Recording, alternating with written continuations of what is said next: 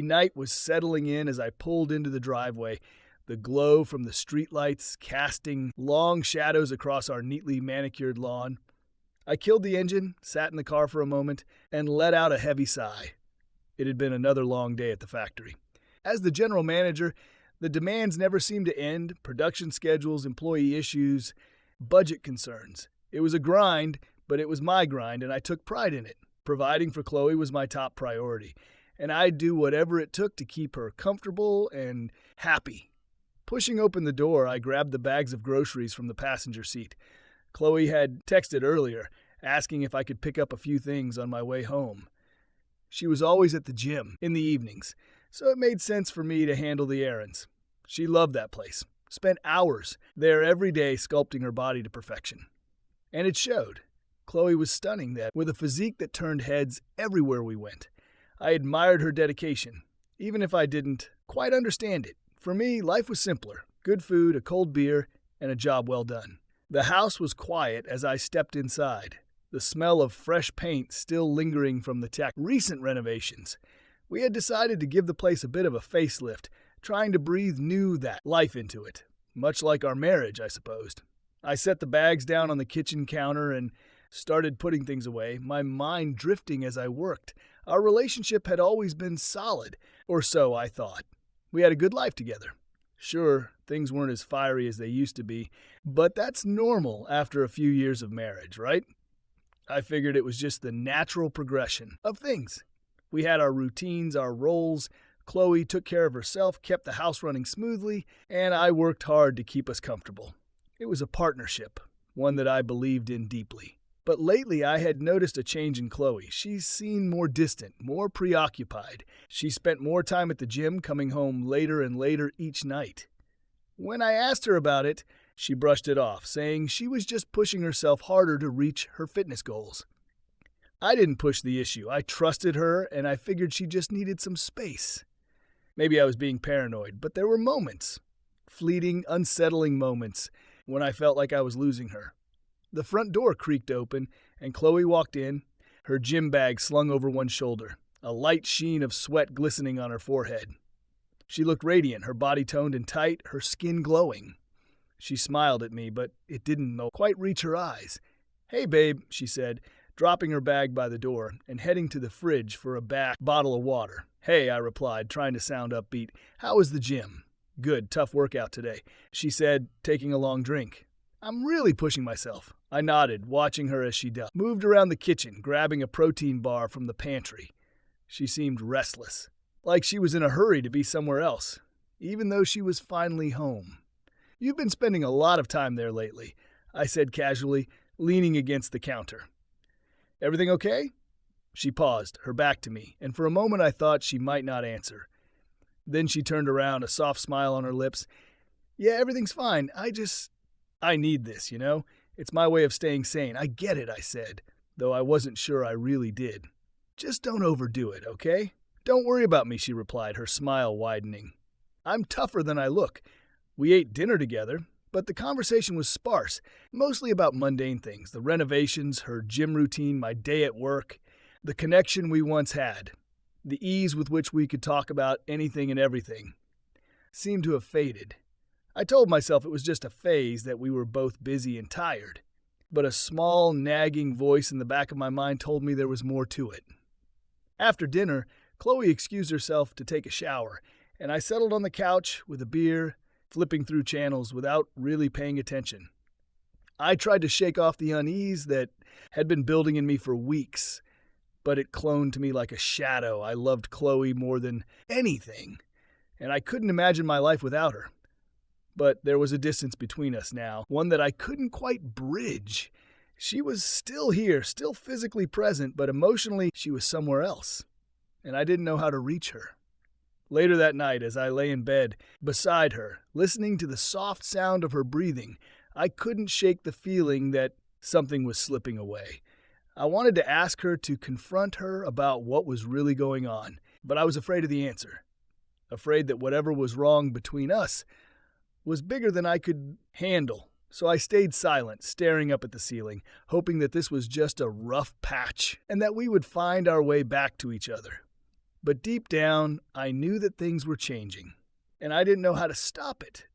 In the darkness of our bedroom with Chloe asleep beside me, I felt more alone than I had in years, and I had no idea what to do about it. The days seemed to blend together lately. I'd wake up before the sun, head to the factory, and spend my hours managing the relentless grind of production.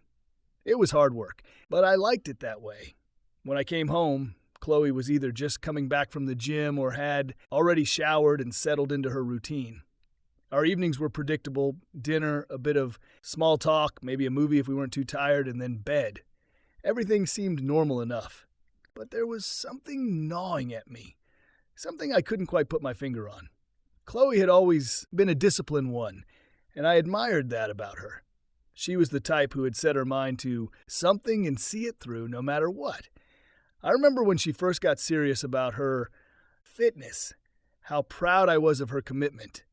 I joke about how she could probably bench press me if she tried, and she'd laugh and say, maybe one day. But lately I noticed things that didn't sit right with me. She started spending more time at the gym than usual. At first I didn't think much of maybe she was pushing herself harder, or maybe the gym had become a way for her to unwind after a long day. But it wasn't just the extra hours, it was the way she'd come home, looking almost distant. It was subtle, but there was a shift in how she acted around me, like she was always at somewhere else, even when she was sitting right next to me. One night, after a particularly long day at work, I decided to surprise her by picking her up from the gym. I figured we could grab breakfast together, maybe talk about something other than our usual routine.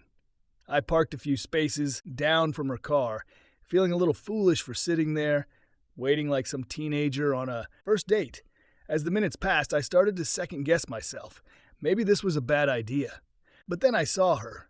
Chloe was talking to a guy near the entrance. A tall, muscular guy I didn't recognize. They were standing close, laughing about something, and the way he looked at her, it made my stomach twist. I knew that look. I used to give her that look. I sat there, gripping the steering wheel, trying to convince myself that it was nothing. Just a friendly conversation between two gym regulars. But something about it didn't feel right. After a while, she walked to her car, her smile lingering as she got in and drove off. I stayed parked, watching her tail lights disappear, trying to figure out what the hell I was supposed to make of what I'd just seen. That night, over dinner, I couldn't shake the image of Chloe with that guy. I tried to bring it up casually, asking her how the gym was and if she was making any new friends. She paused for a second, just a bit too long, and then smiled, telling me about some new routines. She was trying. She mentioned the guy, Marcus, she called him, said he was helping her with her workouts, giving her tips. I wanted to ask more, but something stopped me. Maybe it was the way she looked at me, like she was daring me to question her. Or maybe it was my own fear of what I might find out. So I let it go, nodded, and pretended like everything was fine. But inside I couldn't stop the doubts from creeping in. As the days went by, I started noticing more signs, little things that added up to something bigger. The way she'd check her phone more often, smiling at messages she didn't share with me. The way she'd be in a rush to leave the house, always with some vague excuse about needing extra time at the gym. I told myself I was being paranoid, that I was just tired from work and imagining things. But that small voice in the back of my head kept whispering that something was off. One night, as we lay in bed, I couldn't take it anymore. The silence between us was suffocating, and I had to say something. "Chloe," I began, my voice barely above a whisper, "is everything okay with us? She turned to look at me, her expression unreadable. For a moment, I thought she might open up, tell me what was going on. But then she just smiled, a sad, tired smile. "Joe, everything's fine," she said, reaching out to touch my hand. "I'm just tired. The workouts, the house, it's a lot, you know?" I wanted to believe her. I really did. But there was something in her eyes, something she wasn't saying. I didn't push her, though. I didn't want to start a fight or make things worse. So I just nodded, squeezed her hand, and let it go. But the doubts didn't go away. If anything, they only grew stronger. I couldn't keep living like this with all these questions and no answers. I needed to know what was really going on, why Chloe was pulling away from me. And I knew that if I wanted the truth, I was going to have to find it myself. I wasn't sure where to start or what I'd uncover. but I couldn't keep pretending everything was okay when it clearly wasn't. As I lay there, staring at the ceiling, I made a promise to myself. I'd find out what was really going on, no matter how much it hurt. Because the not knowing, the uncertainty that was killing me more than anything else. The factory was unusually quiet that evening, with most of the workers having clocked out hours ago. I stayed behind, hoping the solitude would help me focus on a project I'd been working on for months. It was more than just a project to me. It was my ticket out of the endless grind. I had this idea, one that could be a game changer, something that could turn our lives around. I'd been chipping away at it in my spare time, late at night when Chloe was asleep or while she was at the gym. The factory work paid the bills, but this was my dream. I stayed later than usual, finally leaving the office when my eyes began to blur from staring at the screen.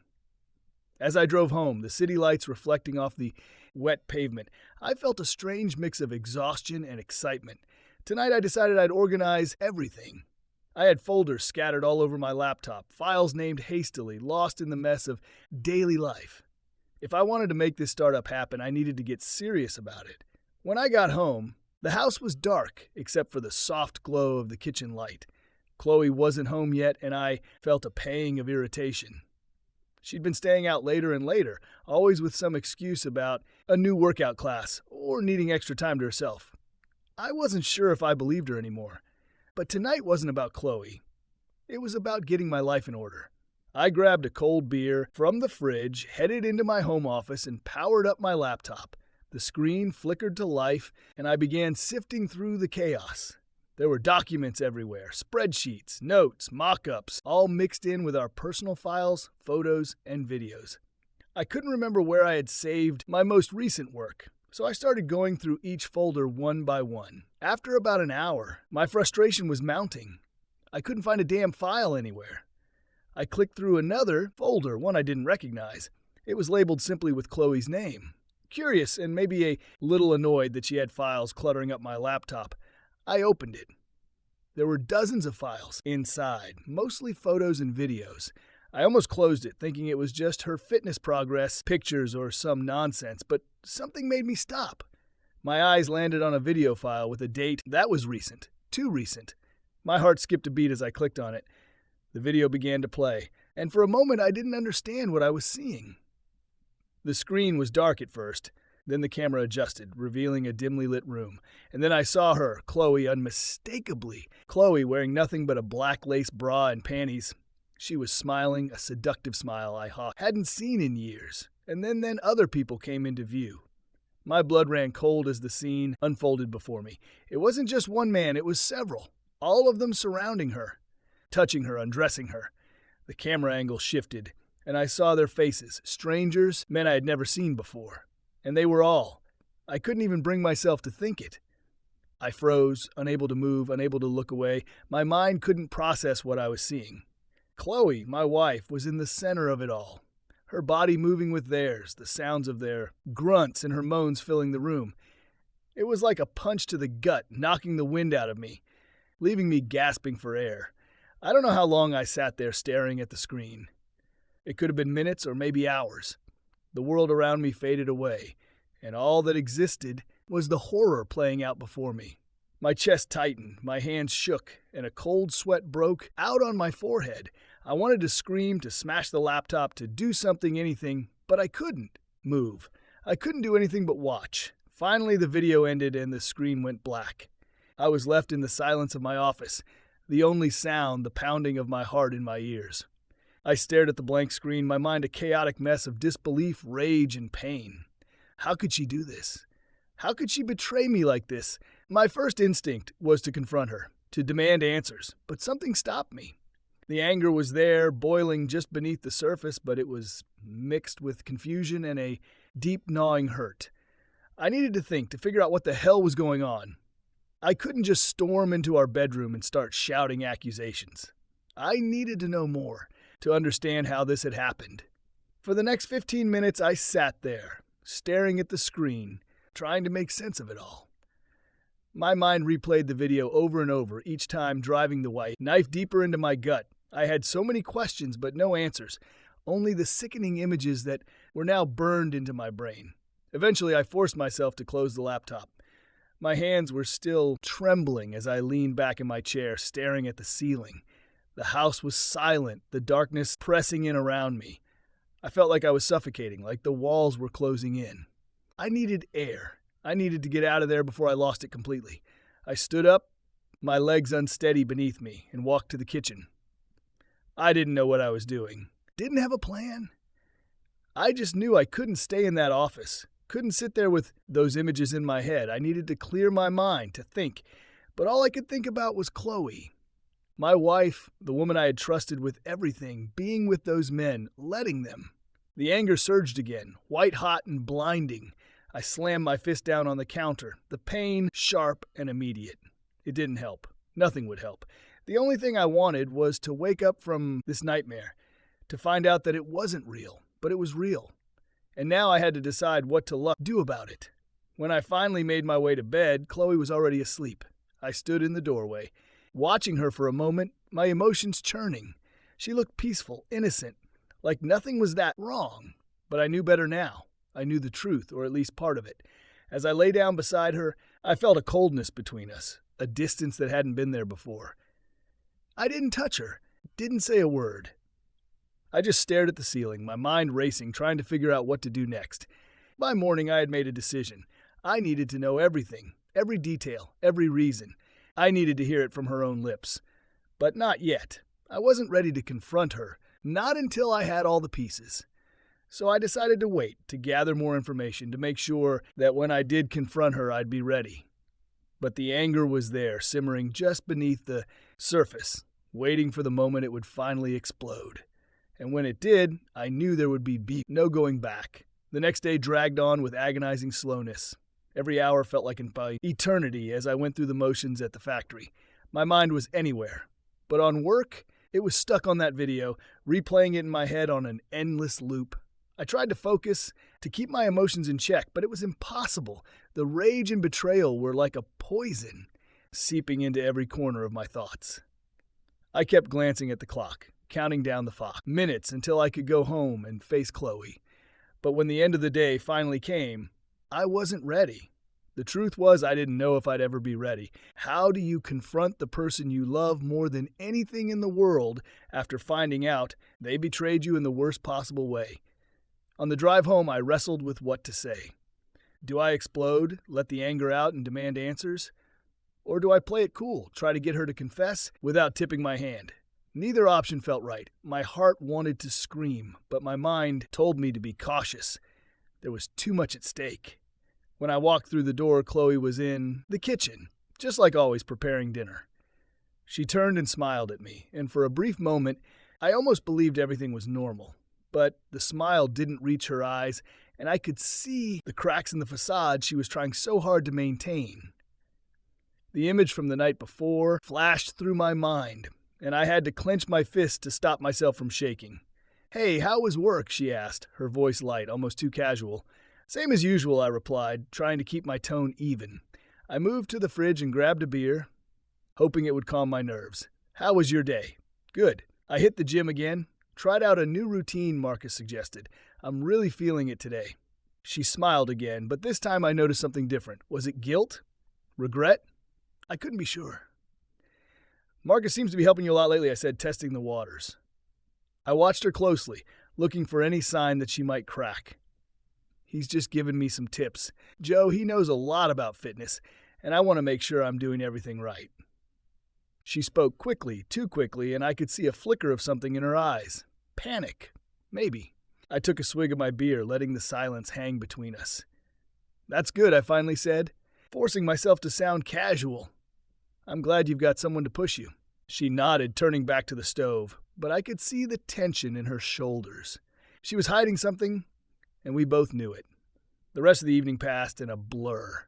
We ate dinner, exchanged the usual pleasantries, but my mind was elsewhere. I kept looking at her, trying to see the woman I thought I knew, but all I could see was the betrayal. The more I watched her, the more convinced I became that she was hiding more than just the affair. There was something else, something deeper that she wasn't telling me. After dinner, I excused myself and went to my office, telling her I had some work to catch up on. In reality, I couldn't stand to be around her any longer. I needed space to think, to plan my next move. I sat down at my desk, opened my laptop, and stared at the screen. The file was still there, taunting me, reminding me of everything I had seen. I clicked on it again, my heart pounding in my chest as the video started to play. This time, I forced myself to watch it all the way through, to absorb every detail. It was torture, but I needed to understand. I needed to know how deep the betrayal went.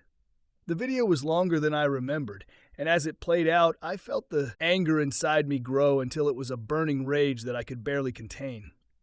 When it finally ended, I sat back drained and defeated.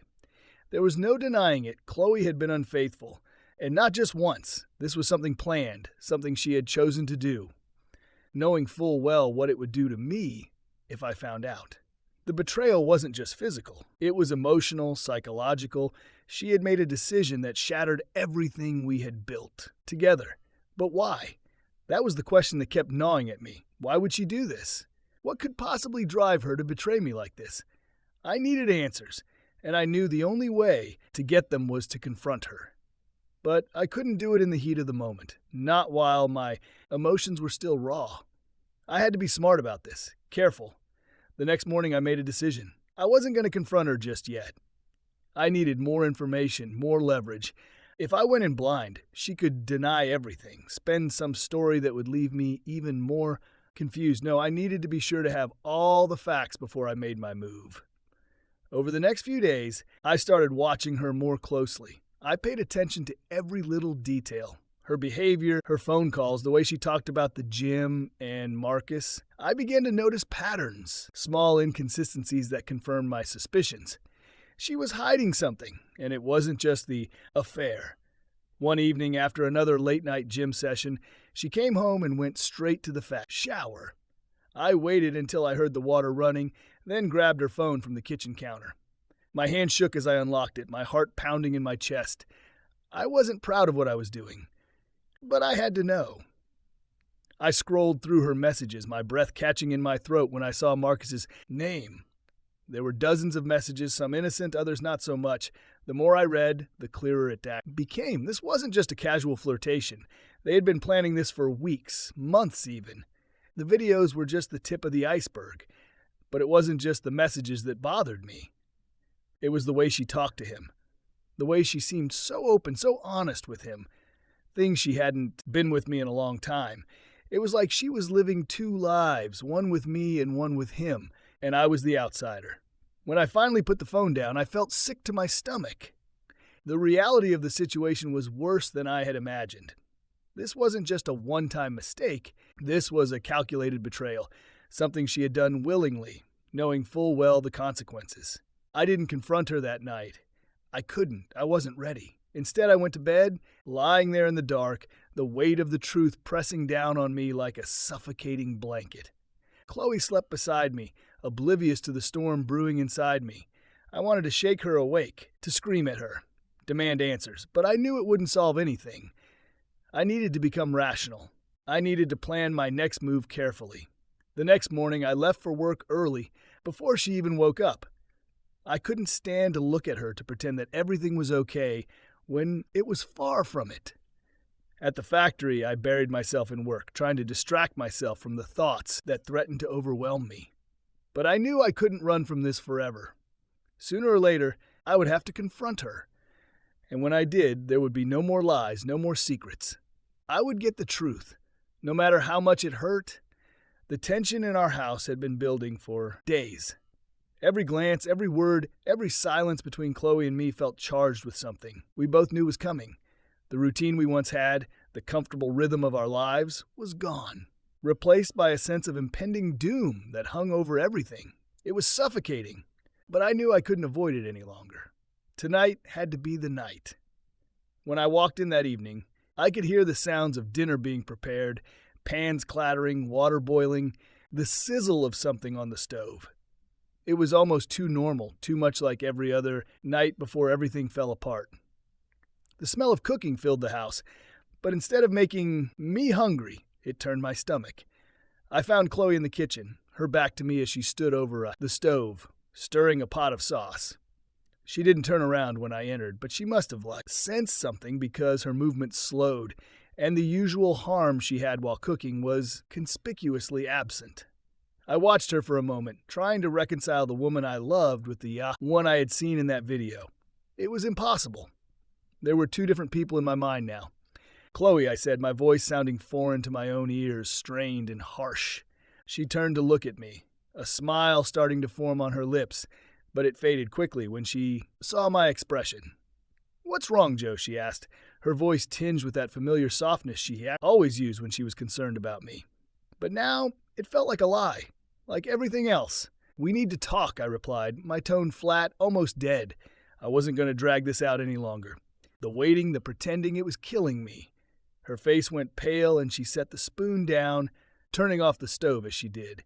She wiped her hands on a towel, more out of habit than necessity, and then folded her arms across her chest, as if bracing herself. "Okay," she said, but there was a tremor in her voice now. "What is it?" I took a deep breath, trying to find the right words. But there weren't any. Nothing could make this easier. So I just said it. "I know, Chloe, I know about everything." Her reaction was immediate. She blinked, her eyes widening, and I saw the flicker of panic there before she managed to compose herself. But it was too late. I'd seen it, and there was no hiding from it now. "What are you talking about?" she asked, her voice shaking slightly, but she was trying to play dumb, trying to keep control of the situation. "I saw the video," I said bluntly. "I saw what you did." The color drained from her face completely, and for a moment I thought she might faint. She leaned back against the counter, her hands gripping the edge so hard her knuckles turned white. "Joe, she started, but the words caught in her throat. She looked at me, eyes pleading, searching for some way to explain, to justify, but I wasn't in the mood to hear it. "I don't want excuses," I cut in, my voice low and tight. "I want the truth, Chloe. Just tell me why." Her eyes filled with tears, and she tried to reach out for me, but I stepped back, putting distance between us.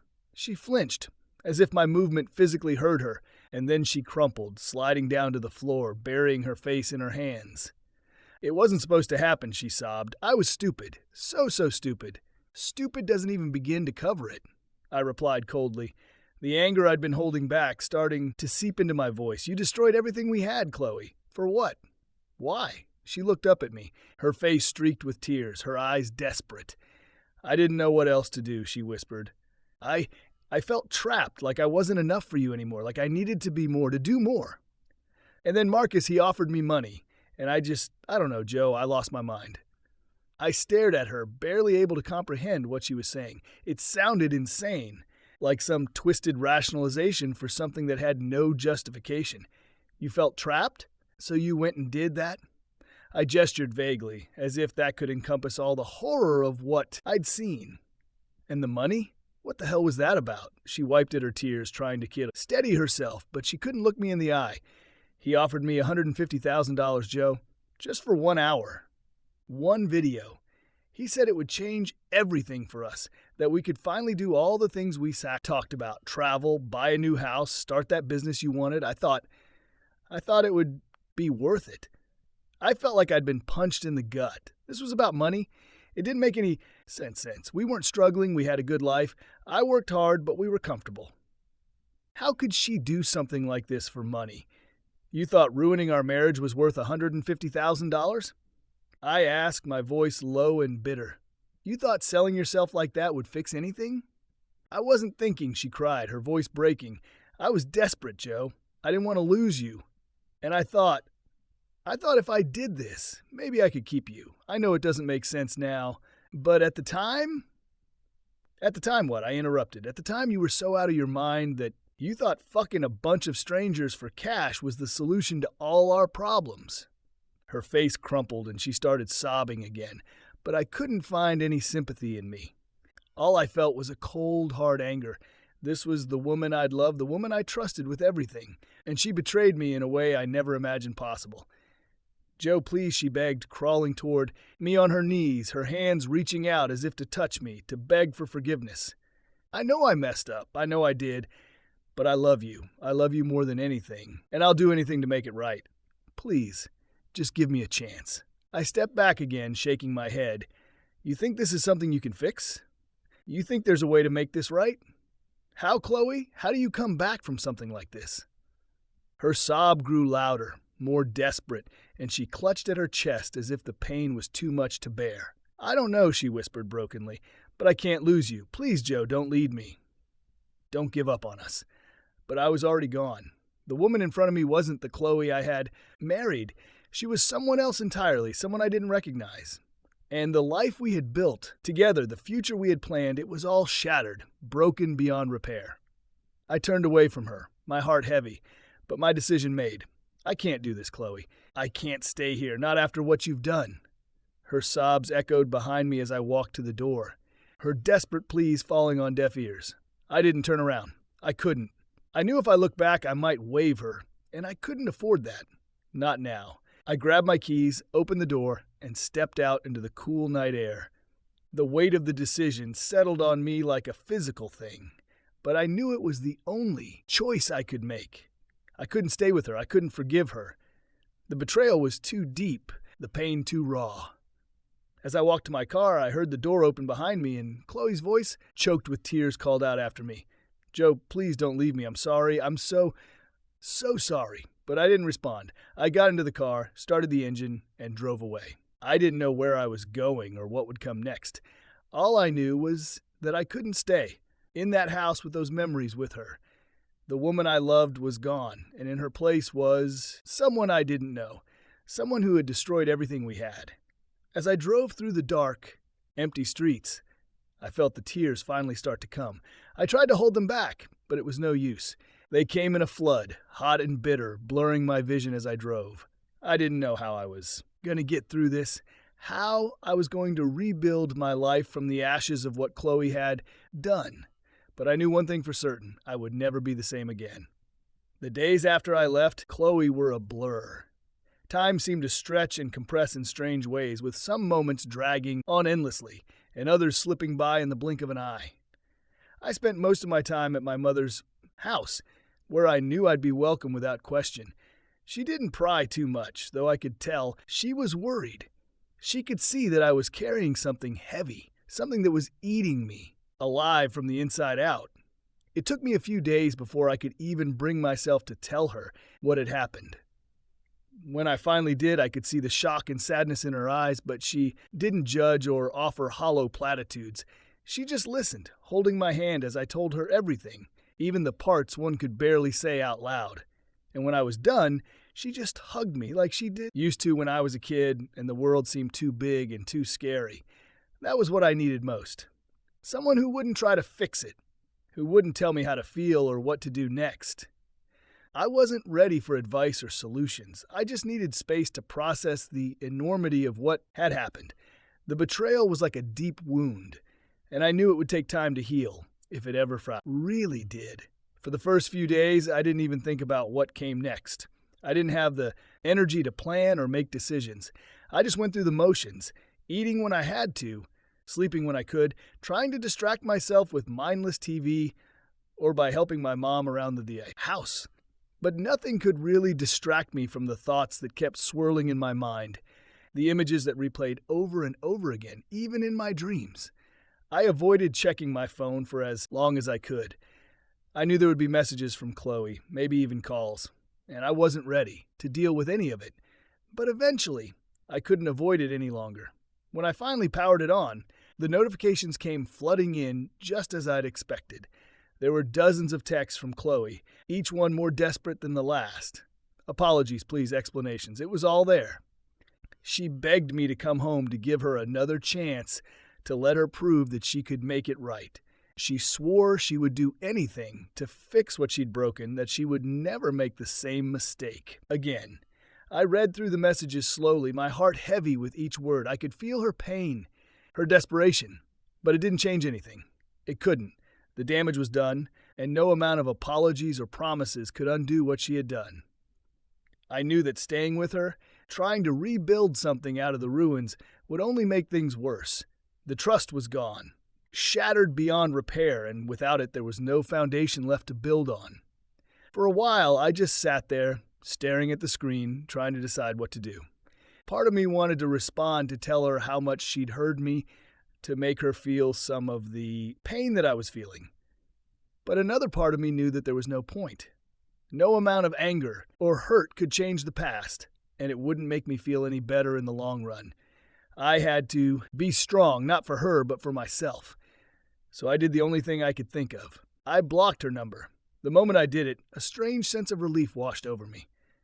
It wasn't the kind of relief that comes from solving a problem or finding a way out, but more like the feeling you get when you stop banging your head against a wall. It was a small step, but it was the first one I'd taken toward moving on, and that had to count for something. The next step was harder. I knew I couldn't avoid it forever, but the thought of seeing her, of sitting down and actually going through with the divorce, made my stomach turn. But I also knew that I couldn't just leave things hanging in limbo. I needed to close this chapter of my life, to find some kind of closure, even if it hurt like hell. I made the call to a lawyer, one that my mother recommended. He was straightforward and professional, exactly what I needed. He didn't ask for details or try to dig into the messy emotions behind the situation. He just laid out the process, told me what I needed to do, and promised to handle everything else. I was grateful for that. I didn't want to relive it all over again in some lawyer's office. I just wanted it to be over. The hardest part was sitting down to sign the papers.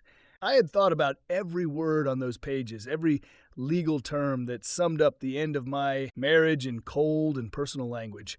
When I saw the word irreconcilable, it hit me like a punch in the gut. That's what it came down to in the end. We couldn't reconcile. We couldn't find a way back from what she had done.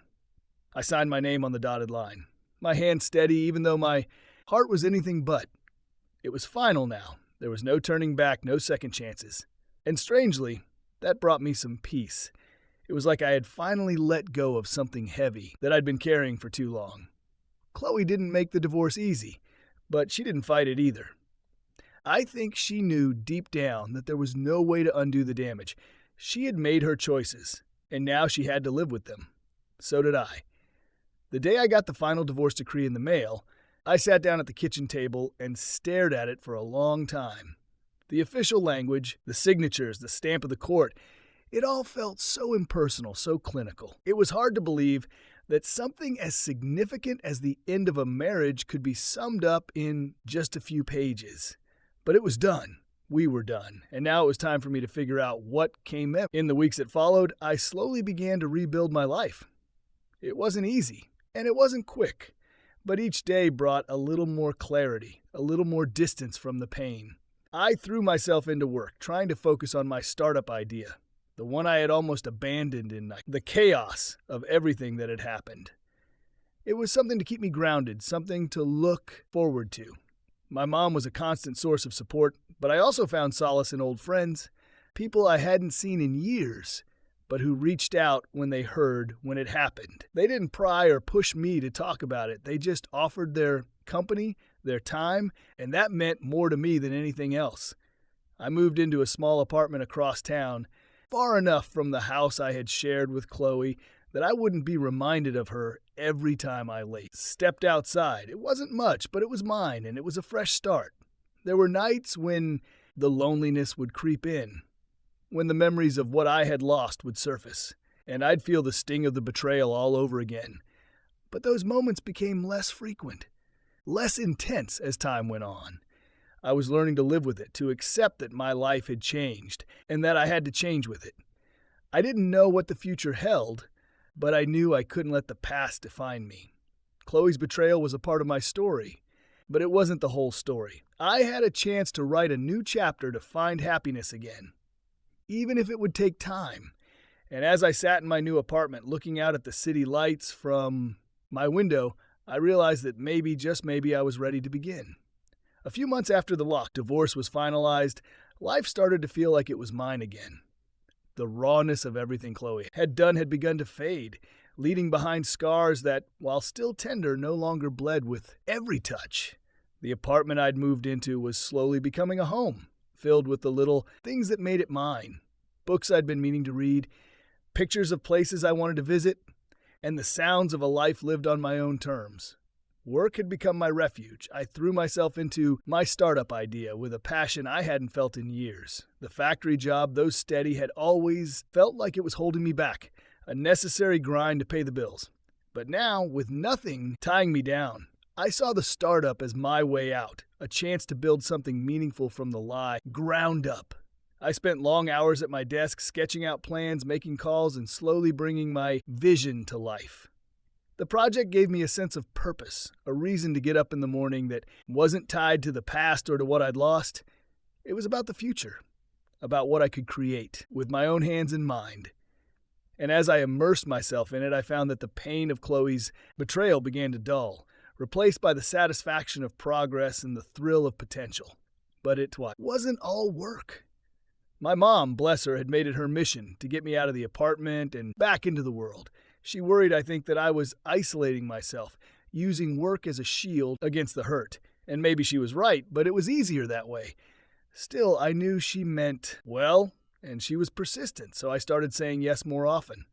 We go out to dinner, just the two of us, and sometimes she'd invite friends along, old family friends, people I hadn't seen in years. At first, it was awkward trying to navigate conversations that skirted around the elephant in the room, but over time, I found it became easier. The more I talked, the more I reconnected with people, the more I started to feel like myself again. There was one night, though, that stood out from the others. My mom had arranged a small gathering at her place, just a few close friends, some good food, and a lot of wine. I wasn't particularly excited about it, but I went along, figuring it would be better than another night alone in my apartment. That's where I met Emma. She was a friend of a friend, someone who'd known my mom for years, but who I'd never crossed paths with. She was different from anyone I'd met before, soft-spoken, but with a quiet strength that drew me in. We ended up talking for most of the night, sitting off to the side while everyone else laughed and reminisced about old times. It was the first time in a long while that I'd felt genuinely comfortable around someone new. Emma had been through her own share of heartache, I learned. She'd been divorced for a few years now after a marriage that had unraveled in ways that were all too familiar.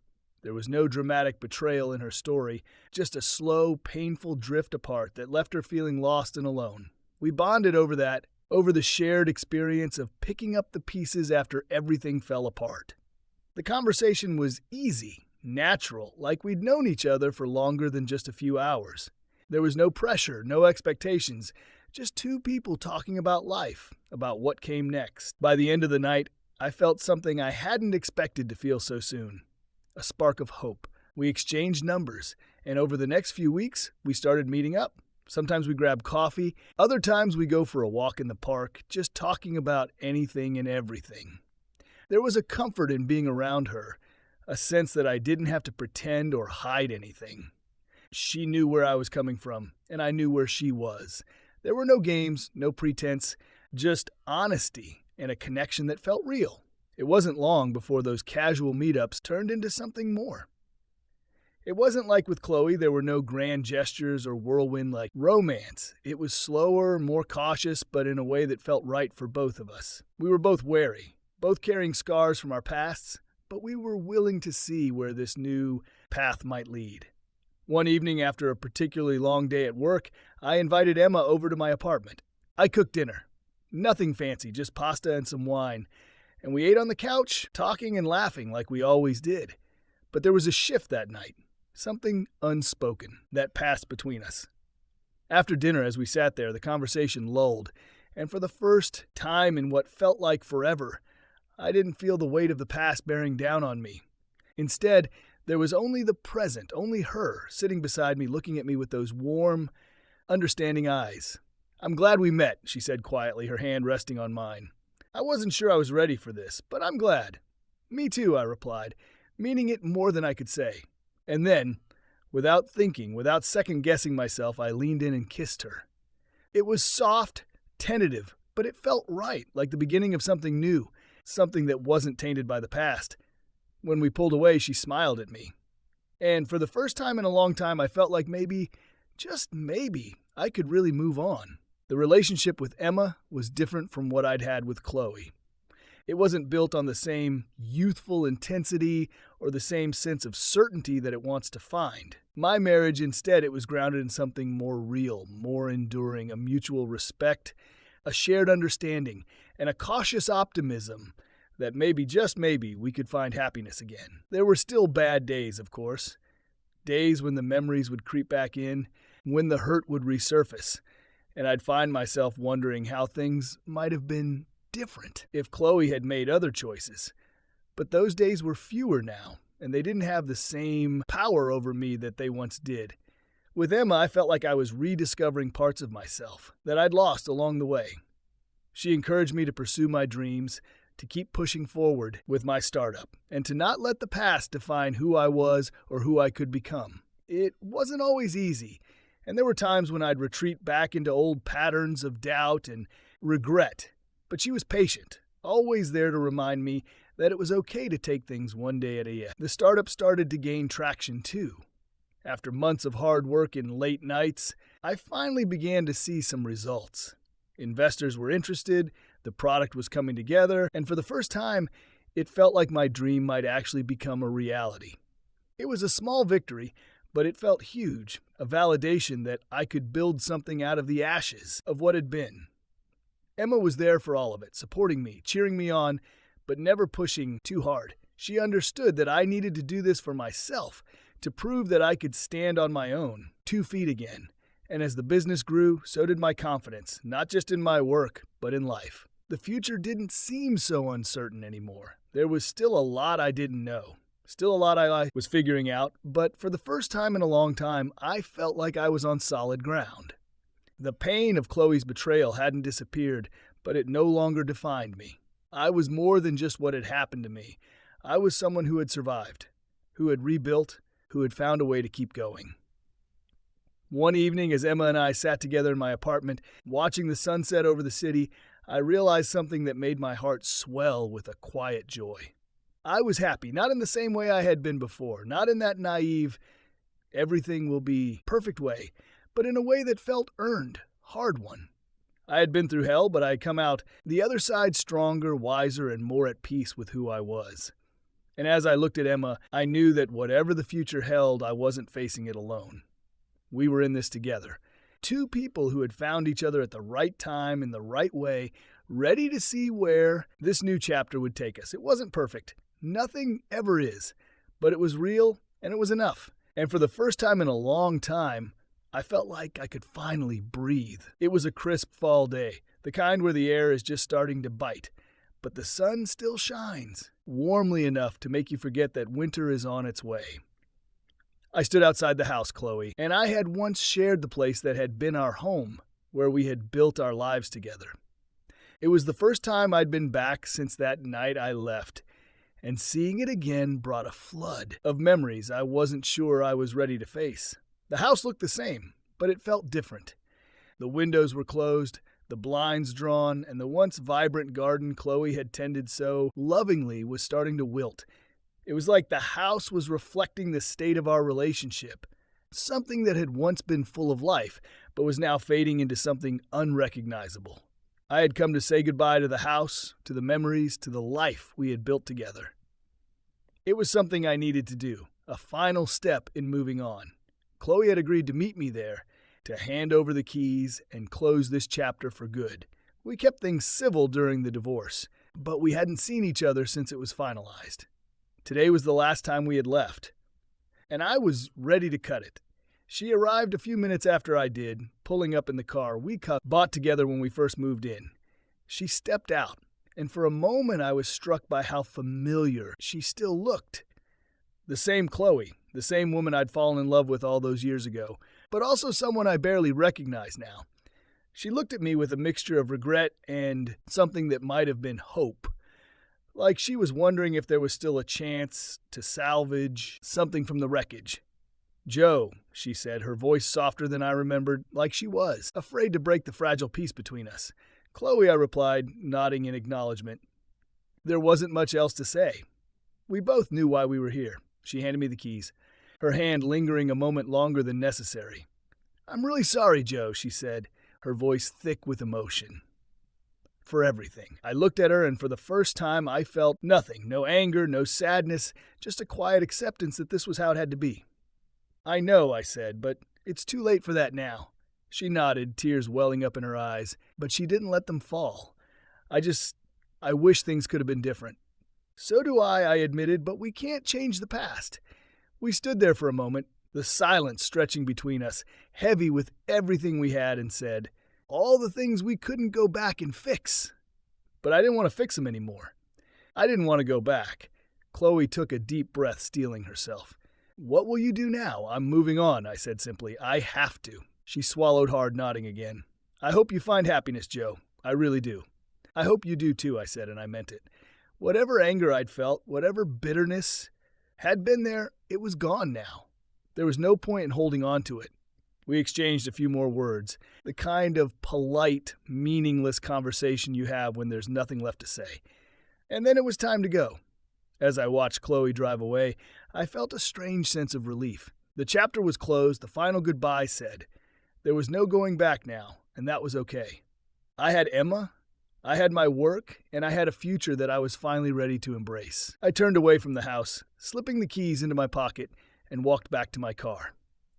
The sun was starting to set, casting a warm glow over everything, and for the first time in a long time I felt at peace. The past was behind me where it belonged, and as I drove away, I knew that whatever came next, I was ready for it.